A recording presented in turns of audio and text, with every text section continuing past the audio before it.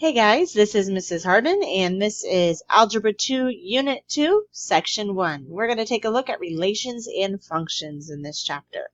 Our biblical correlation for the chapter is this. See to it, brothers, that none of you has a sinful, unbelieving heart that turns away from the living God, but encourage one another daily. We have come to share in Christ if we hold firmly till the end of the confidence we had at first. Hebrews 3:12-14. We know that being confident in things is not a bad thing. Too much confidence in yourself might be called arrogance, but being confident in what you're able to do or who you belong to as a child of God is not a bad thing. Not only do we want you to be confident in the share that you have in Christ and confident in your faith, we also want you to be confident in being able to use math to solve real-world problems, because that's what we're doing. We're not just teaching you math just so that you can pass the class. We want you to take these skills and go out and make the world a better place. Offer redemption and restoration people by solving problems using your math skills.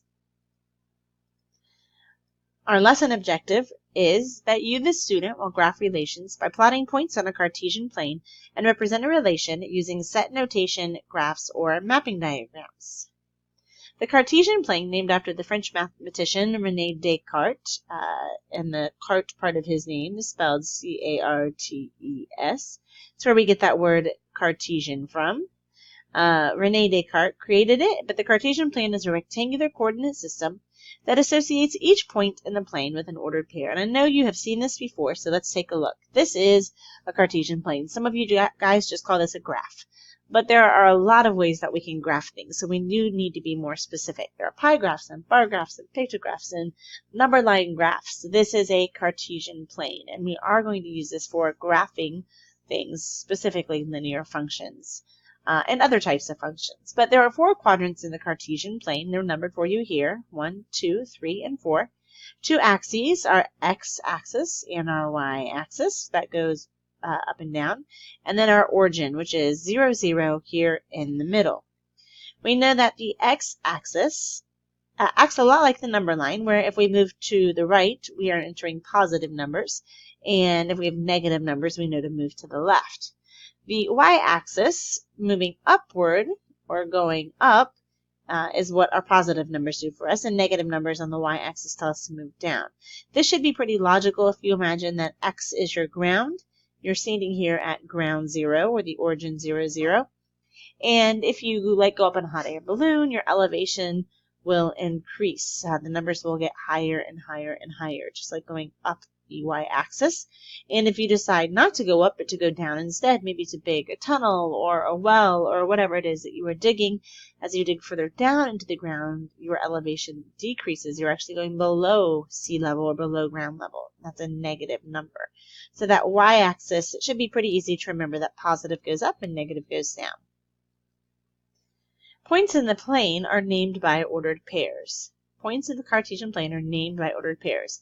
Our x-axis point and our y-axis point. And the first coordinate is called the x-coordinate, or the abscissa.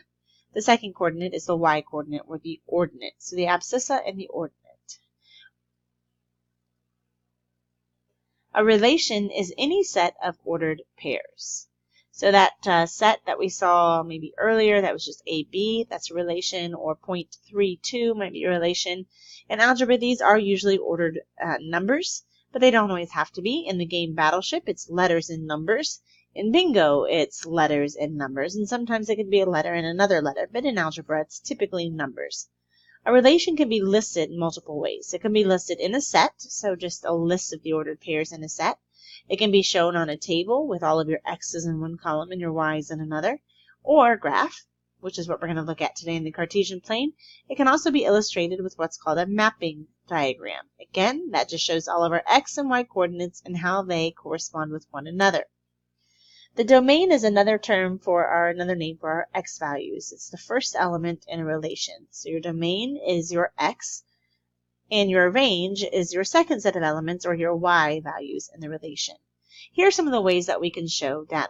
Here we have a set of ordered pairs. 1, 3, 3, negative 1, 3, 2, and 5, 4. Here we have a mapping diagram. You can see our x values listed on the left, 1, 3, and 5.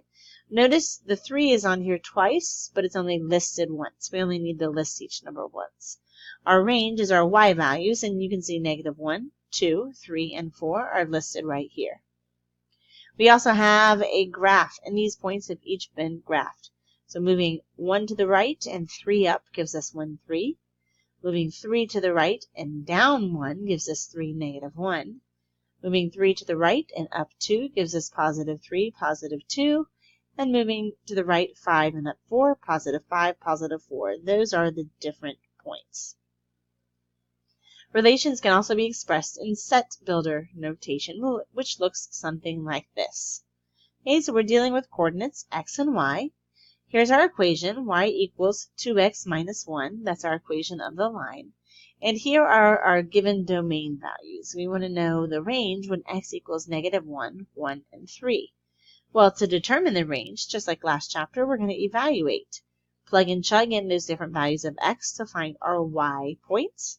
And we find our range is negative 3, 1, and 5. So listed here, we have our set of relations, or our coordinates. Here's an example. State the domain and range. When given a list of coordinates, remember the domain is your x values and the range is your y values. So your domain is just negative 2, 0, 2, and 4. But if you look at our range, it's 4, 4, 4, and 4. Do we need to list those each time? We do not. We can just say that our range is 4. Let's state the domain and range from a graph. Domain, if you remember, is our x values. So if we look, our farthest left x value is negative 1, and our farthest right x value is positive 2. So all of our x values must be between negative 1 and positive 2. Now, negative 1 is not included because we see an open circle, but positive 2 is included because of the closed circle. So we can write that like this. The domain is that x must be greater than negative 1, but less than or equal to 2. We're going to find the range in a very similar fashion. Let's take a look at our picture. And our range is our y values. So the highest y value we have is right here at 3. And again, that's included because it's a solid circle. The lowest y value we have is negative 3. Again, open circle, so that negative 3 itself is not included. And we would write the range like this. For y, y must be greater than negative 3 and less than or equal to 3. See if you can state the domain and range on your own for this one. Hopefully you notice that x is all values greater than or equal to 0. No negative numbers are included, and really for all of infinity, as our graph keeps going, all x values can be included. Our range also does not have a limit, either at the top or the bottom. So we can say that all real numbers are in this range because this line continues on for infinity. So all real numbers. A little bit more about vocabulary. As a reminder, a function is a relation in which every element of the domain, your x values, is paired with one and only one element of the range. So each x must have one y. Each x must have one y in order to be a function. There's exactly one value of y for any value of x is another way to say it. If two or more points of a graph lie on the same vertical line, then the relation being graphed is not a function. So let's take a look at a picture. State whether this relation is a function. If we pass a vertical line through it, we'll see that right here at x equals 2, there are two possible values. It could equal 1 or negative 1. Well, we said earlier that x has to have only one y, and in this case, x has two y's. So that's one way we know it's a function. We also know it's not a function because when we put a vertical line through it, it touches more than one point of the function.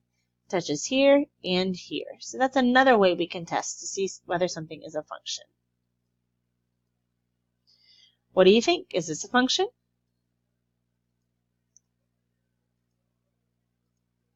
Let's pass the vertical line through it. While it touches multiple points in the function, never once does it touch more than one point at a time, so this is a function. Functions can also be described by a rule. Instead of saying that y equals 2x minus 1, we can replace y with f of x. That just means y is a function of x. Your y value depends on your x value. You don't have a set y value like you might have a set x value. So that is called function notation. Domain, typically your x is called the independent variable, while your range is going to be called the dependent variable. Range, which is your y or f of x, depends on the x value. That's why it's called the dependent variable. Let's see if we can graph this function. So instead of x and y, we have x and g of x. Remember g of x, that's function notation for y. Here is our equation, 1/2 x, actually negative 1/2 x. And here is our domain, so we know what values we can test. They must be between -2 and 4. First, let's create a chart to come up with some ordered pairs. We're going to enter some values from our domain in, 0, 1, 2, and -2. We also could have done 3, 4, -1, but we just picked a few. We plug those into the equation, plug and chug, and we plug them into this equation, substituting. We get our y values are 0, -1/2, -1, and 1. We now have ordered pairs, 0, 0, 1 and -1/2, 2 and -1, -2 and 1. Using those points, we can graph our equation here. We are not going to put arrows because it does tell us a set domain, that our domain must be between -2 and 4. If it did not give us a set domain for our left and right boundaries, we would have drawn arrows and that line could have continued on. But it gave us a set domain, so we need to honor that domain. Today, we graphed relations by plotting points on a Cartesian plane. We represented a relation using set notation, graphs, and mapping diagrams. If you have any questions, make sure to ask me next class.